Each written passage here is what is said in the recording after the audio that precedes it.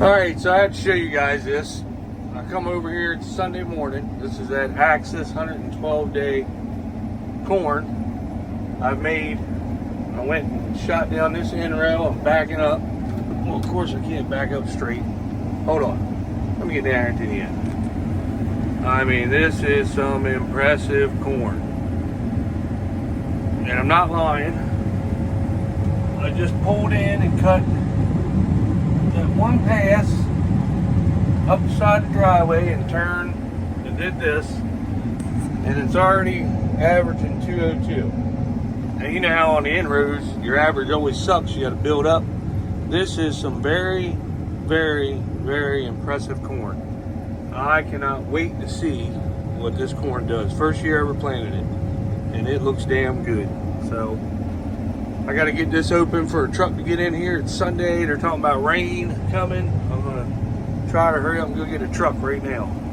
Alright, so I came and got my little Peterbilt. I'm headed over here. I got a bin full. I got a couple little water sprinklers on the window. So I'm going to try to get this trailer loaded before we actually get rain, which we need rain really bad because soybeans definitely need it. But I'm hoping I can at least get this trailer loaded so I don't just get a half a load and I have to go home with it. Because I don't have a pickup over here. So I'm going to try to get a full load and at least get a field done or open or something. There's a bunch of little fields here, so it takes a while to really get cutting anything, but it's nice, very nice corn. So, very nice corn. The inroads are a little green, but once you get in there, it's running 15-16%. It's just the inroads got some green on them because of the trees. It just won't dry down. But out in the field, I couldn't believe it. I mean, the monitor went anywhere from 15, 16, 17 steady moisture. So, and that thing's pretty spot on. So we'll get some ends off and see if we can at least get a load. Here's the farm that I'm working on. And then the other farm that went 319 is all the way through that gap.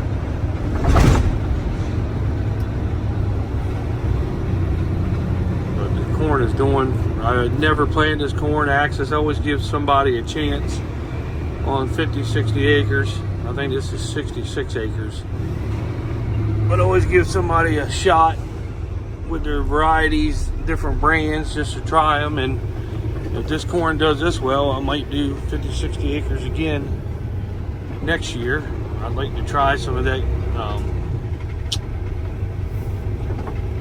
I got it from the boy 2 years ago. Might try 50, 60 more acres of that. And he's mad that I ain't bought any lately, but you know, I don't have so much land. I got certain brands that I know I'm going to plant and other brands that I want to try.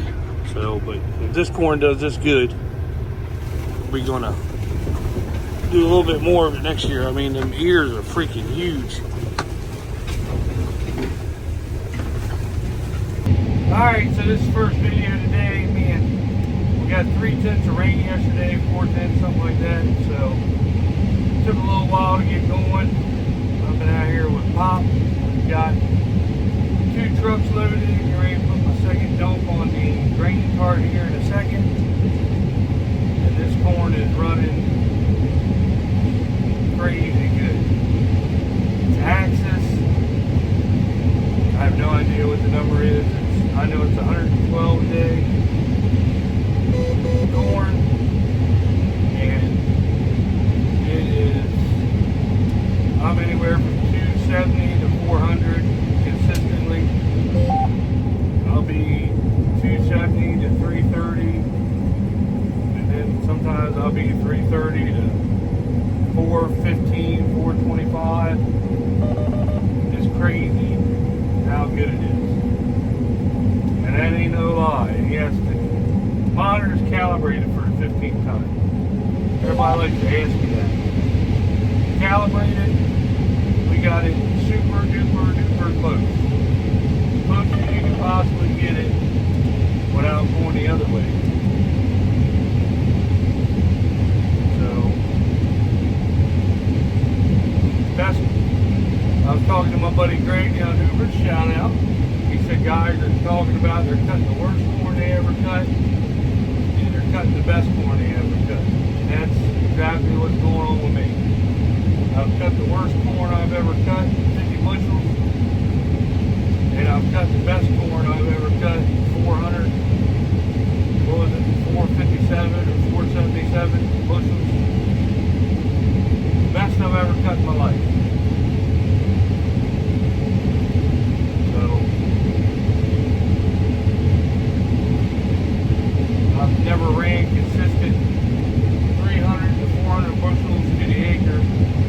Consistent. You know, you always hit little spots here and there, but I've never actually went a whole field length, 300 bushels, then a half field length, 400 bushels. Never, ever, ever, ever have I ever done that. Never in my life.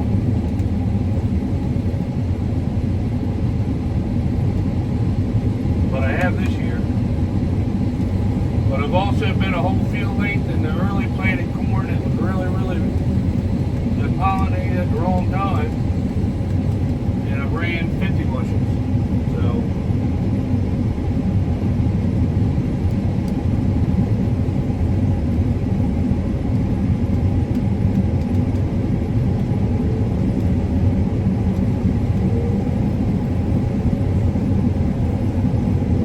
it's just a weird 1, 2, 3, 4, 5, 6, 7, 8. It's just a weird year on how the corn is going. My buddy to the farm, the other farm right across from this one is our big farm, Mr. Paul's, and then my buddy tills like a 6-acre piece in the center, and then we till this piece. And he said that was the best corn he's cut all year was in that piece. So maybe it's just the area. The back farm that we own right down the road here, that's where you saw the constant 400 bushel corn, 390, 400, 430. I had Derek ride with me. I got witnesses ride with me. And he couldn't believe the corn on the header. He said it looked like somebody took a 50-gallon drum and was just dumping it out on each row. I planted this at 38,000. Axis 112 day. I need to figure out what the number is and let y'all know, because it's actually pretty good day on corn. I'm very surprised how good this corn actually is. And hardly any nitrogen, 120 pounds of nitrogen. But they must have got a rain here or something in this area, because I have no idea how it's this good and how the back farm was that good. And it's just good, you know. Never cut corn like this, and I've been cutting corn for quite a while now. Never, ever cut corn like this.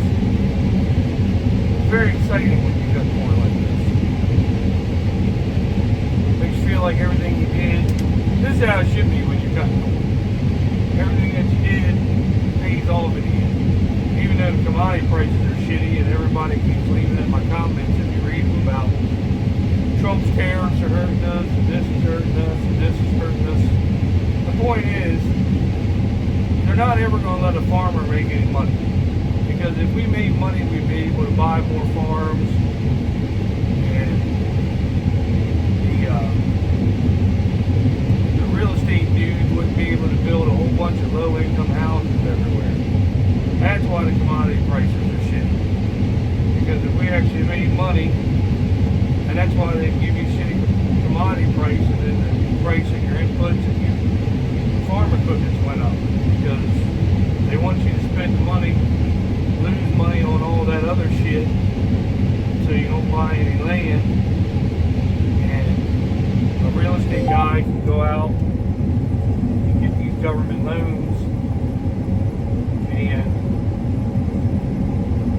buy something, and then the government will pay him to put low-income housing there, and that's what they don't want you living in a mansion like they do. They want you living in a project house, a bunch of row houses out of townhouses that they charge you $400,000 or $500,000. That's what they consider low-income houses now, $400,000 or $500,000.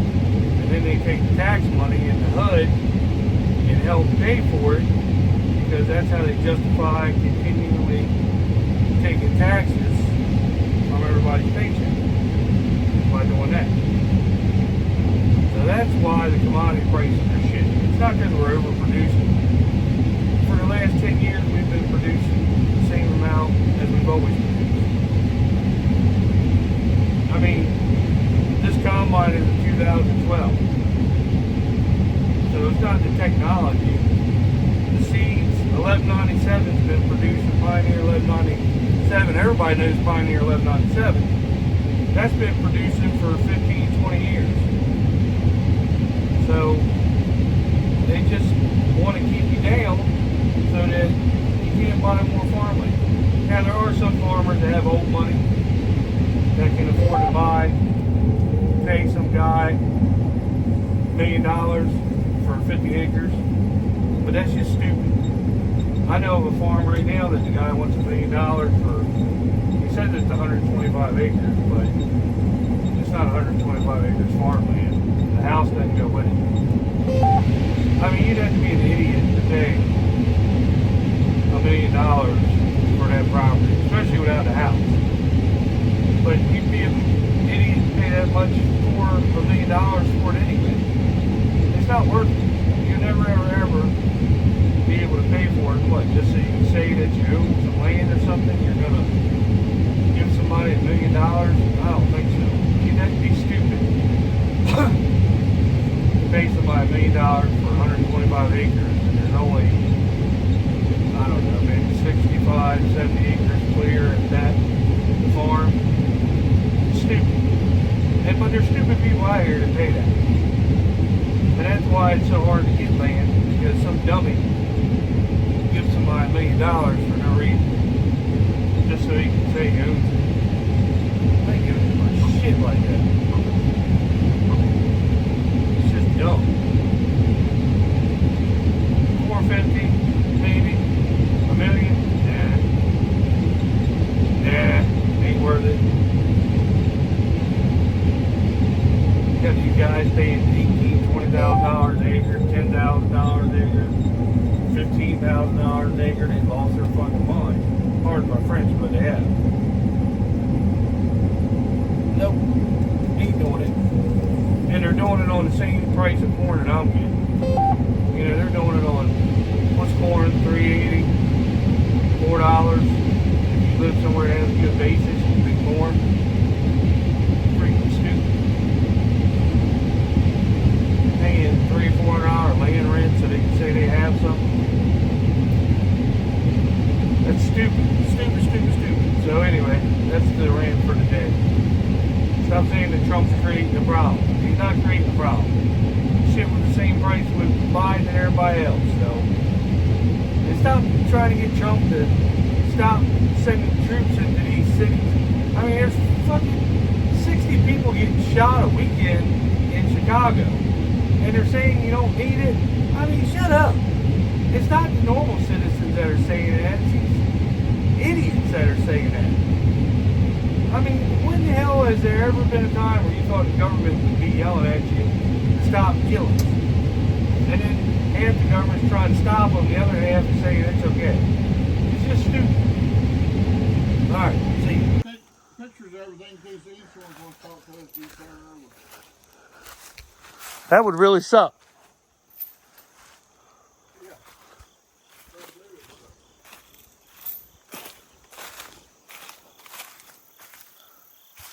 Slid down in the ditch. Bullwinkle was driving. Well, the combine slid down in the ditch. Bank gave away. So we got the old big girl gonna pull her out.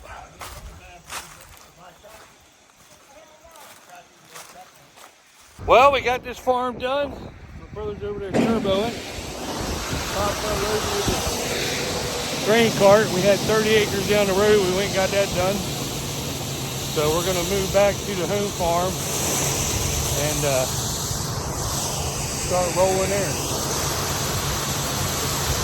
He's got the hang of her, boy. So the combine did not get damaged at all. It was crazy. Doesn't have to. He does have 2 slots in her front axles. We were thinking about pulling it backwards, but we didn't want the header to twist in the ditch and mess the header up. And there was a bend in the ditch, so we hooked the big tractor a chain to each side of the front where you can hook chains to her. I put her in full drive, and he just eased her, and she just drove herself right up out of the ditch. Crazy. That's John Deere for you, boy. But I messed up, you know. I got too close to the ditch, got greedy because it tightens up there. My planter was actually wider than a plant, but I always plant, I think it's like 12 rows in the center of it, and the wings just kind of hang over until it's like a little thin piece there. And if you don't plant it, it grows in grass. So I went ahead and planted it, and I do it every year. And this time I was just getting a little greedy and got too close to the ditch, and it's real sandy black dirt. And man, she just started sliding, and I tried to come out of there, and she just slid all the way over, and I hurried up and stopped her. But luckily nothing got damaged. She was actually low on fuel when she went sideways. She started saying low fuel pressure. So Scarborough, thank you Danny and everybody. They were, Mr. Baker, they were coming out here anyway to put fuel in it. So it was a bitch to get fuel in her on an angle, but we got enough fuel in her. We put about 100 gallons in her to get her so she'd have enough that she'd be able to go. And it all worked out. We got done, no damage. I did drop a spinner off. I guess when she went in, that smack on her must have jarred that little bolt that goes through the spinner, and she dropped. And my brother, he got it, so we'll put that on there later. We'll put it on tomorrow. It's starting to rain now, but I'm glad we got this farm done, because this farm does get wet. It's like black sand, but when it gets wet, it gets wet. So, but yeah, everybody's getting done. We're getting ready to go home, call it a day. And thanks for watching. At least I gave everybody something entertaining to watch. It could have been a major mess up, but it was actually not a mess up at all. So it was a mess up. It just wasn't a tear up mess up. So anyway, see you later.